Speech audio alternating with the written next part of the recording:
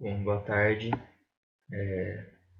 Meu nome é Pedro de Campos Mourada Seranto. Vamos aí à apresentação do trabalho final da disciplina de instrumentação do programa de pós-graduação em Engenharia Mecânica da USP. Eu vou falar do sensor acelerômetro ADXL335 dentro do contexto em que ele foi aplicado no meu trabalho de conclusão de curso recentemente feito. Então, passando rapidamente sobre o conteúdo dessa apresentação, nós vamos começar com a descrição geral do sensor, então falar da definição, né, para que serve esse sensor e de aplicações possíveis, passar rapidamente sobre alguns aspectos técnicos do datasheet desse sensor, depois do contexto de uso específico em que ele foi aplicado, então os objetivos que a gente queria com o uso do sensor e aspectos da instrumentação geral.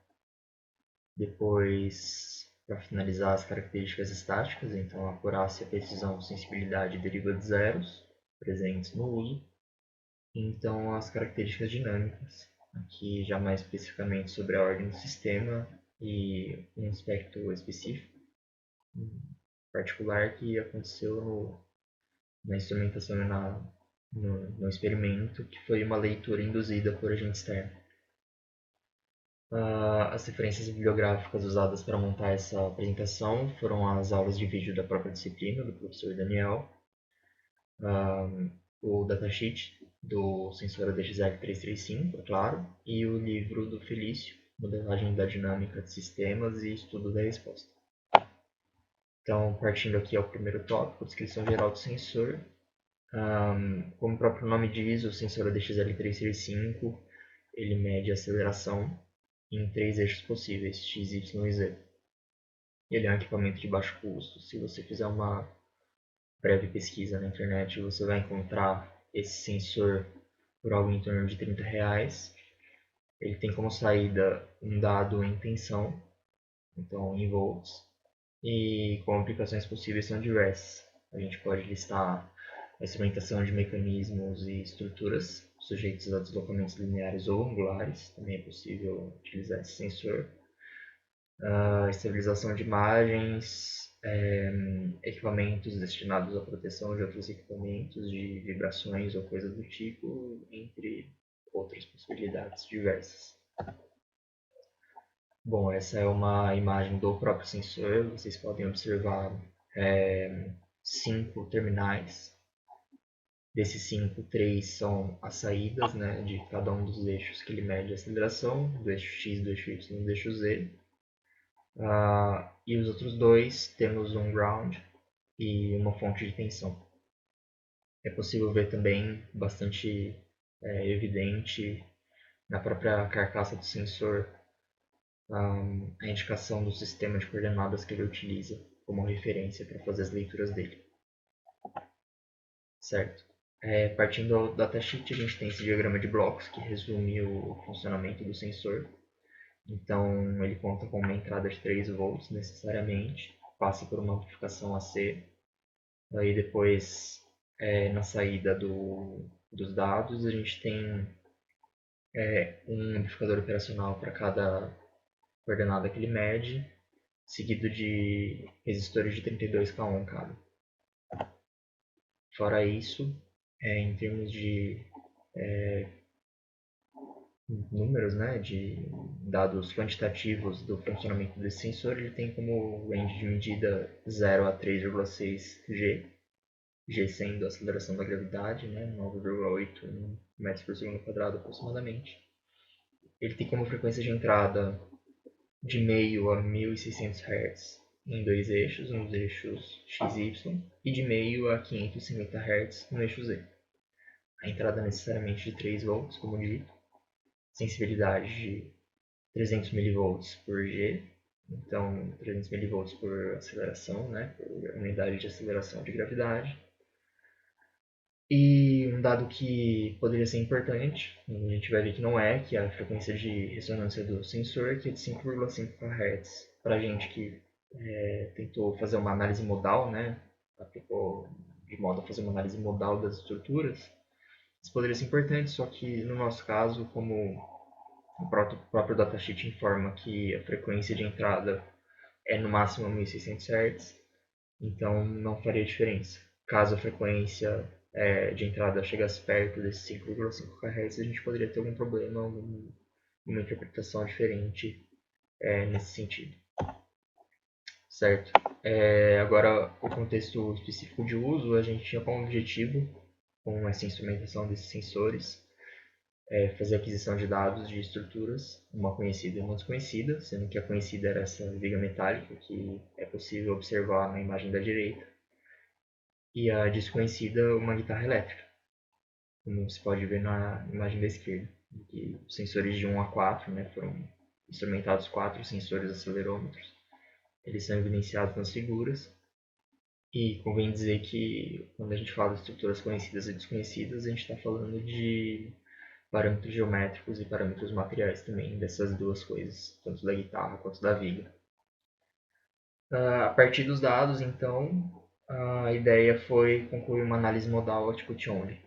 Então, mesmo considerando a estrutura conhecida, a gente pensou numa análise output-only porque a entrada não era conhecida. Certo. Quanto à parte eletrônica da instrumentação, foram utilizados um chassi da National Instruments de modelo 9178 com um módulo de aquisição de tensão NI9201. É um equipamento bastante potente para fazer aquisição de dados, só que ele não é capaz de prover uma tensão, o que é necessário no caso do nosso sensor acelerômetro.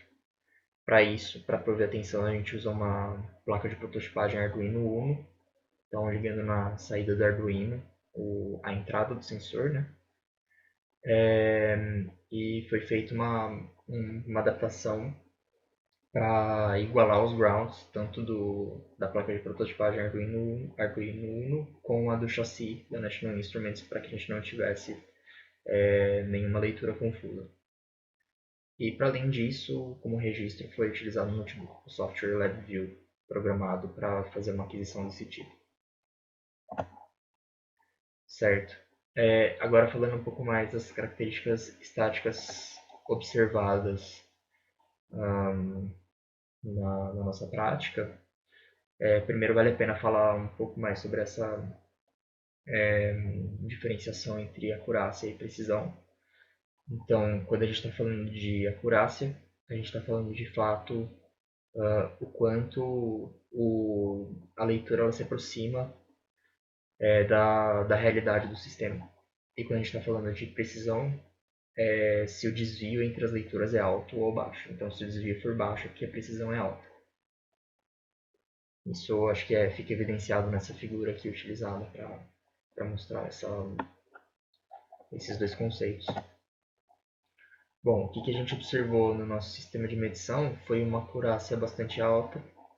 Isso foi evidenciado pela convergência entre os dados adquiridos de modo experimental e de outras formas também. Então, foi possível fazer uma análise analítica e de simulação da viga, por exemplo, que provou isso.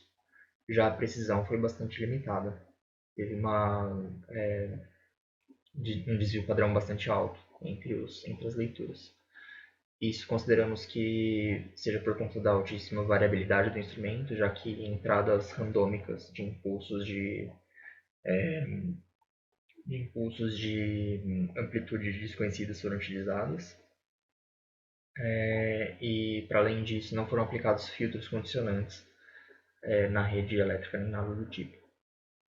Certo. Sobre a sensibilidade, pode-se dizer que a sensibilidade foi corretamente empregada, sensibilidade do equipamento, já que os impulsos todos tiveram amplitude suficiente para excitar os sensores nos modos de vibração que era o objetivo analisar. E pode-se falar também sobre uma deriva de zeros a partir do momento que a gente estava fazendo medição no mesmo eixo que a gravidade age. Então, todas as leituras eram transladadas em 1G, Só que isso foi corrigido no processamento dos dados a partir da rotina de processamento via MATLAB.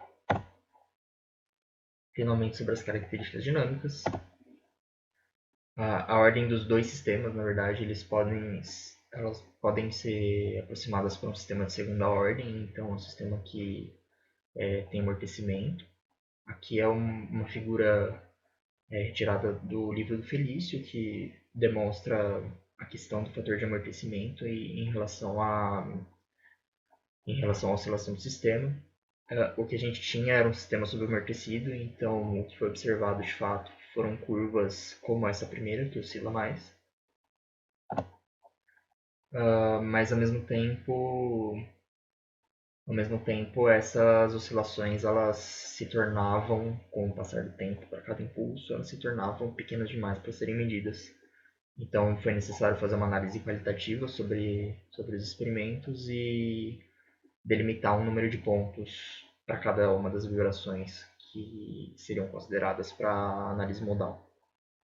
Para além disso, como as estruturas, principalmente a guitarra elétrica, elas contavam com aspectos locais, como por exemplo fatores de amortecimento que mudavam de acordo com a localização dos sensores, ou então uma geometria bastante irregular, que é o caso da guitarra. Era necessário normalizar as leituras entre os pontos de modo que a grande mudança de leitura dos sensores não fosse por conta de uma amplitude exageradamente diferente em um ou outro ponto por conta desses aspectos comentados de diferenças locais. Para além disso, a questão da leitura induzida por agente externo, num primeiro momento, significou um erro de interpretação dos dados. Existia uma das barras utilizadas como fixação para o elemento que a gente estava observando, né, para a estrutura que a gente estava observando, ela vibrava em uma frequência relativamente próxima dos modos de vibração. E isso o sensor foi capaz de captar também. Então, a gente teve que ter certa atenção nesse ponto. Então,